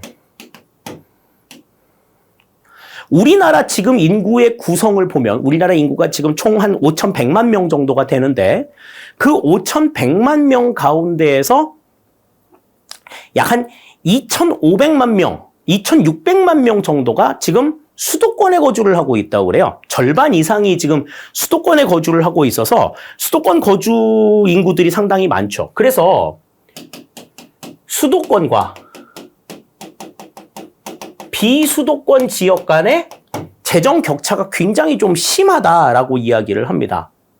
그래서 지금 이 지역 상생 발전 기금은 지방 소비세 도입 과정에서 이 수도권 지역에 해당하는 서울, 경기, 인천에서 서울특별시, 경기도, 인천광역시가 일부의 이 일정 부분 각출을 해가지고 비수도권 지역에다가 비수도권 지방정부의 재원을 공유하기 위해서 신설한 기금이 지역상생발전기금이에요. 그러니까 지금 이 지역상생발전기금 같은 경우에는 광역지자체와 기초자치단체 간의 세수입 배분의 불균형을 해소하기 위한 게 아니라 수도권 지역과 비수도권 지역, 수도권 지역과 비수도권 지역 간의 세수입 배분의 불균형을 해소하기 위해서 조성이 된 재원이다. 이렇게 우리가 생각을 하시면 4번이 지금 틀렸다라고 하는 걸 분명하게 알 수가 있어요. 그런데 만약에 그 내용을 몰랐다 하더라도 광역지자체하고 기초지자체 간에 세수입 배분의 불균형이 일어난다? 그러면은 광역지자체하고 기초자치단체가 똑같아? 지방자치단체인 거는 똑같지만 광역자치단체와 기초자치단체는 급이 다르단 말이죠. 다를 수밖에 없어. 그러니까 이 둘은 세수입 배분의 불균형을 비교할 수 있을 만한 대상이 되지 못하는 거죠. 그것만 생각하더라도 4번이 이거는 말이 앞뒤가 안 맞는다라는 건 확실하게 알 수 있는 내용이죠. 그렇기 때문에 24번의 정답은 4번이 된다. 이렇게 우리가 볼 수 있겠습니다. 자, 지금 뭐 연타석으로 터지죠. 지금 연타석으로 계속해서 지금 터지고 있는데, 자, 마지막 문제까지 어렵게 내면 되겠나 싶어가지고 마지막 문제는 좀 쉽게 나왔어요. 자, 정보기술 활용을 통해, 자, 정보기술이라고 하면 이제 우리가 흔히 이제 ICT라고 얘기하는, 그죠? ICT를 통해서 업무 처리의 절차를 근본적으로 개선하는 데 초점을 맞춰서 ICT 기반의 행정 혁신을 촉진하는 것. 이거는 우리가 그 기본 시간에 ICT 기반의 행정 혁신에 대한 종류를 이야기하면서 나왔었어요. 업무 처리 절차를 근본적으로 개선하는 거야. 그러니까 업무 처리의 절차를 ICT에 맞춰가지고 바꿔나가는 이 같은 움직임을 뭐라고 얘기를 하느냐? 믹스드 리얼리티, 혼합 현실, 업무 재설계. 우리가 이제 BPR이라고 얘기하죠. BPR. 비즈니스 프로세스 리엔지니어링. 업무 재설계라고 이야기를 합니다. 다음 정보 자원 관리, 뭐 제3의 플랫폼, 뭐 이런 얘기들이 나오는데, 이거는 뭐 누가 봐도 업무 재설계죠. 그래서 우리 뭐 ICT 기반의 행정 혁신에 대해서 이야기할 때 제일 먼저 나왔었던 것 중에 뭐 BPR. 그 다음에 ERP. 이런 것들이 이제 ICT 기반의 행정 혁신이라고 이야기를 했죠. 그죠? 그 다음에, 온나라 BPS. 이런 것들이 이제 ICT 기반 행정 혁신이라고 이야기를 했었는데, 그 가운데서 지금 뭐를 물어보는 문제가 나온 거예요? 지금 BPR을 물어보는 문제가 나온 겁니다. 그러니까 25번의 정답은 2번이 된다. 이렇게 우리가 정리할 수 있겠네요. 자, 마지막의 문제는 상당히 조금 그래도 가벼운 문제였어요. 어려운 문제를 풀다 보니 이제 마지막 문제도 좀 어렵게 느꼈을 수 있는데 마지막 문제는 그래도 굉장히 간단한 문제이지 않았나. 9급 수준에서 충분히 풀 수 있는 그러한 문제였다고 생각이 됩니다. 자, 전체적으로 지금 25문제를 다 살펴봤어요. 다 살펴봤는데 전반적으로 문제가 그렇게 녹록한 문제는 아니었어요. 말씀드린 대로 까다로운 문제였습니다. 까다로운 문제였고, 그리고 무엇보다도 법령에 대한 정리가 제대로 되어 있지 않으면, 제대로 되어 있다라고 하는 게 이게 법령에 대한 전체적인 내용들을 다 살펴봐야 된다라는 거죠. 우리 이제 뭐 9급 시험을 준비할 때도 그렇고 7급 시험을 준비할 때도 그렇고 전체적으로 법령의 내용들을 우리가 살펴보기는 합니다. 살펴보기는 하는데 그 법령의 어떤 주요 내용들 살펴보거든요. 최소한 그 주요 내용들이라도 확실하게 이해를 하고 가는 것이 필요하다. 그리고 이제 더 좀 이번 시험에서 조금 특징으로 생각해야 될 것은 우리가 이제 흔히 행정의 가치라고 생각했었던 굉장히 좀 이렇게 손으로 잡히지 않는 이러한 부분들, 그러한 부분들이 실제 법령에서 또는 국제조약이나 규정에서 어떻게 이야기가 되고 있는지에 대한 부분들이 시험에 언급이 되어 있었다라는 거죠. 아까 우리가 봤었던 재정 투명성 같은 부분이 이제 가장 대표적인 사항이라고 생각을 할 수가 있겠습니다. 그냥 그런 부분들을 일일이 꼼꼼하게 좀 다뤄줄 필요가 있다. 단순하게 우리가 그냥 행정의 이론을 관념적으로만 이해하는 것 가지고는 이제는 9급 시험이든 7급 시험이든 뭐 5급 시험이든 대비를 할 수가 없어요. 대비를 할 수가 없어. 다만 내가 준비하는 내가 지금 정리하고 있는 행정학의 내용이 어떠한 맥락에서 제도화되어 있고 운영이 되고 있는지에 대한 부분들은 그거는 기본적으로 공무원들로서 가지고 있어야 될 기본적인 관심사라는 거죠. 그러니까 기본적인 어떤 이론의 틀을 바탕으로 해가지고 해당 법령이 어떻게 적용이 되고 있는지를 확인해 나가고 그것을 온전히 내 것으로 이해를 하게 되면 뭐 7급 9급 문제와 같은 객관식 문제는 물론이려니와 5급 주관식에 대한 내용들도 내가 서술을 해서 풀 수 있는 내용들도 얼마든지 대비할 수가 있다라는 점에서 지금 이번 7급 시험은 상당히 조금 의의가 있는 상당히 조금 나름대로의 의미를 가지고 있는 그러한 문제라고 볼 수가 있습니다. 뭐 독특하게 막 튀는 문제들 이런 것들은 없었어요. 하지만 문제를 물어보는 수준 자체가 이전보다는 조금 한 단계 업그레이드가 된 그러한 모습들을 보여줬기 때문에 여러분들의 시험 대비도 그에 맞춰서 조금 더 상향이 된 내용들 보여주셔야 되지 않을까라는 생각이 들어요. 단순하게 암기를 하는 내용이라든지 뭐 무조건 모르면 외워 이런 식으로의 좀 단편적인 대비로는 더 이상 공무원 시험에서 고득점을 얻을 수가 없다라고 하는 것 다시 한번 말씀을 드리겠습니다. 자, 이렇게 해서 이제 우리 2023년도 7급 국가직 2차 행정학 출제문제 풀이 모두 마치도록 할게요.